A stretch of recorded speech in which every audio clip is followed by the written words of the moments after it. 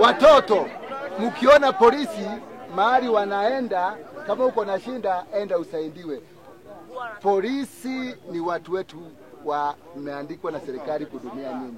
Polisi yako na rungu, na ukimwona ako na bunduki, akuji kwa fujo, anaona rungu ni rungu ni bunduki ni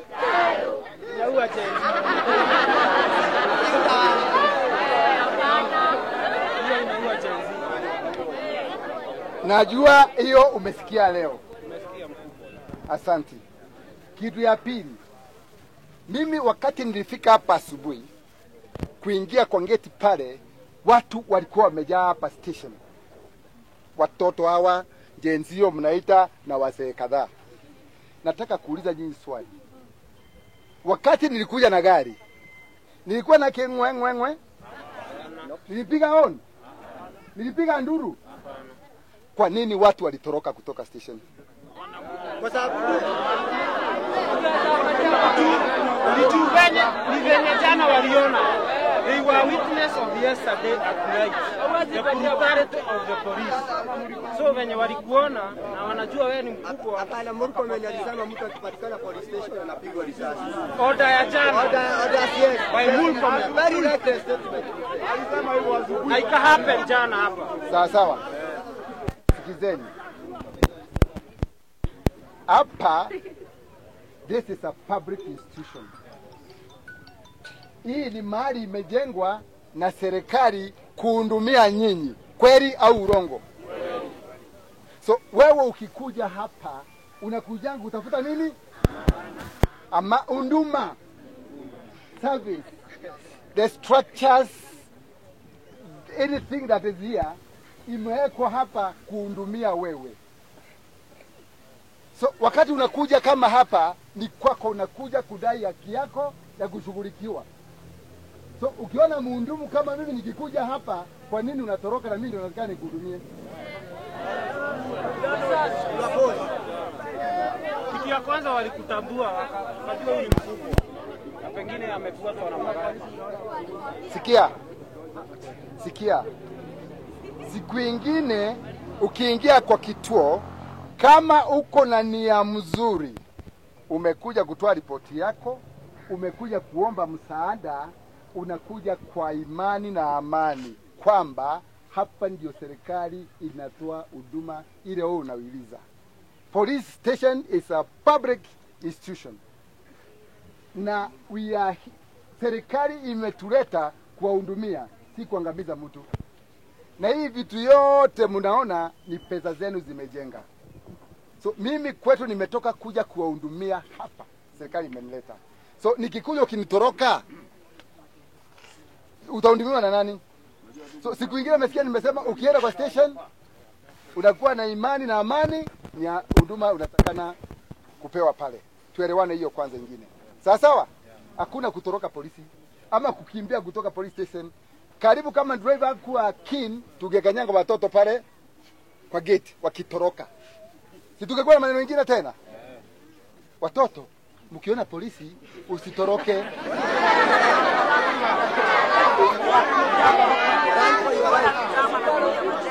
Watoto, mkiona polisi mahali wanaenda, kama uko na shinda, enda usaidiwe.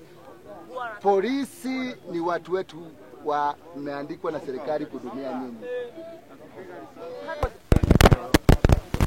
Unajua ndugu yangu, tujue sisi kama iko mwanasheria hapa tutufunza, tujue sheria vile inasema.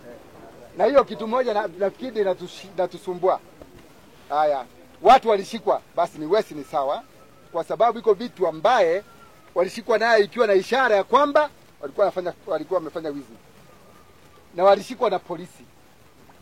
Serikali ya polisi. Polisi akishika mtu anapeleka wapi? Anapeleka station. Akipeleka station, uchunguzi unaanza. Uchunguzi ni kuleta kuunganisha ushahidi ndio ipelekwe kotini. Na hiyo mpaka kuwe na mambo mengi, iko vitu mengi ufuata pale mpaka file inakuwa complete. So mtu ameshikwa na sheria nyinyi ndio mliandikisha, ako na rights zake, hata kama ni mwizi, hata kama ni muuaji, Si bado huyo ni mtu? Si bado anapumua hewa? Si bado anaona? Si bado anataka chakula? Si bado anataka maji? Ako na rights zake. Hiyo ndio nataka tuelewane. Ni mwizi ni sawa. Lakini hata mwizi hakuna sheria imesema tukishika mwizi pale tumchinje mara moja. Hakuna sheria inasema ukishika mwizi pale unashika kora namna hii kupelekea judge, funga huyu. Iko mtaratara iko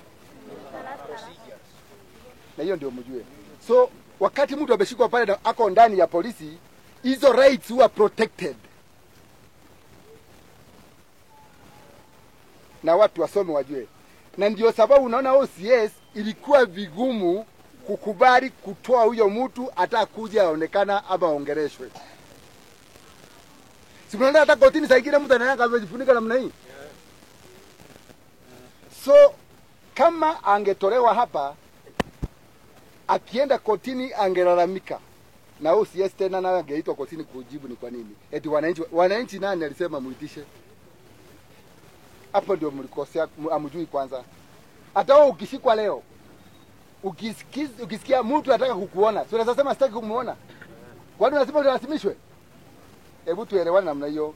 OCS ni sheria alikuwa anafuata. Hakukataa kutoa hawa wakuja waeleze nyinyi eti mwizi ni fulani, ng'ombe tunapeleka mali, hapana. But huyo mtu ako na rights zake.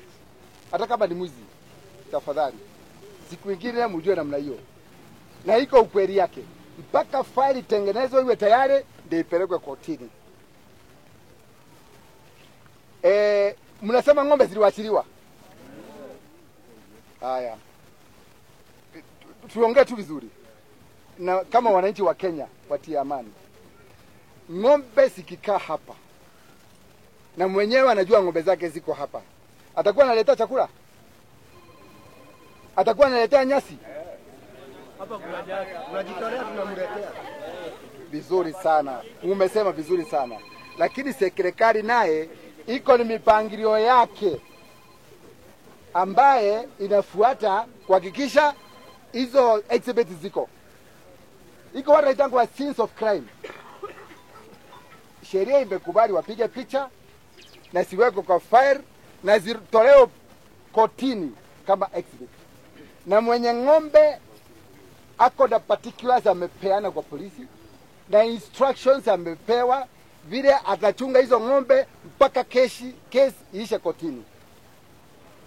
So ng'ombe asikiwaachiliwa ndio exhibit ipotee, ushahidi upotee, watu waachiliwe? Hapana. OCS tafadhali alikuwa anafuata sheria.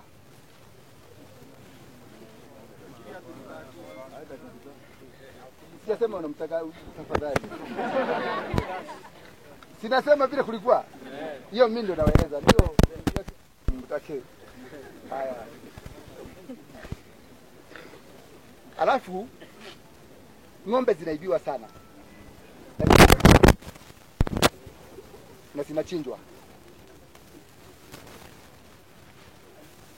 Security yako na mali yako inaanzia wewe. Watu wanatokana mbinguni wanakuja na randi hapo, wanachukua ng'ombe yako wanaenda juu wanapotea. Sikia swali yangu. Watu watokanga huko mawinguni na randi tu pap, wanachukua ng'ombe wanaenda pap, wanapotea. Nyinyi wananchi ndio mko na habari. Na nyinyi ndio mnaweza tusaidia zaidi ya mtu mwingine yote kupambana na hao wezi, kwa sababu wako katikati yetu. Hata kwa wale watu walishikwa juzi mlifanya maneno, nasikia ni wa hapa tu mnaishi na hawa. I challenge you within this history. If you want us to succeed the fight against cattle stealing and slaughtering, mtatusaidia sana. So tafadhali, ule mtu amesema mambo ya community policing na wazee wa nyumba 10, tunakubali sana. Hapo ndio maneno iko. Na polisi wamekula kiapo. Ukimpea habari ambaye ni siri, atakani aitoe nje. Anatakana ashughulikie hiyo habari mpaka afike kiini ya hiyo maneno. Kama iko mshukiwa na iko ushahidi, process inaanza mpaka anafikishwa kotini. So hawa wanyama niseme kitu tu, lakini hiyo ni yangu, niwaeleze vile mnachunga mifugo zenyu. Unafunga ng'ombe yako huko na wewe unalala huko, na ng'ombe inakaa peke yake, alafu ndio unaamka asubuhi kwenda kukamua. Hakuna. Tafadhali tafuteni ng'ombe karibu na nyumbani tu, labda unaweza sikia imekanyaga usikie. Iko mwingine nilisikia akieleza wengine mfuge wa umbwa, ukauliza nani atakuwa anapea umbwa chakula? Haya, ng'ombe naye ikienda utaipata namna gani? Labda umbwa ingebweka ungesikia. Hii nyingine unajua ni yenu. Tafadhali naomba msinifukie, sababu ni yangu. Hii kutoboa ng'ombe mapua makes that animal very vulnerable. Hata wewe ndugu yangu ukitoboa masikio mapua unafuata tu, hiyo ng'ombe haiwezi kujitetea.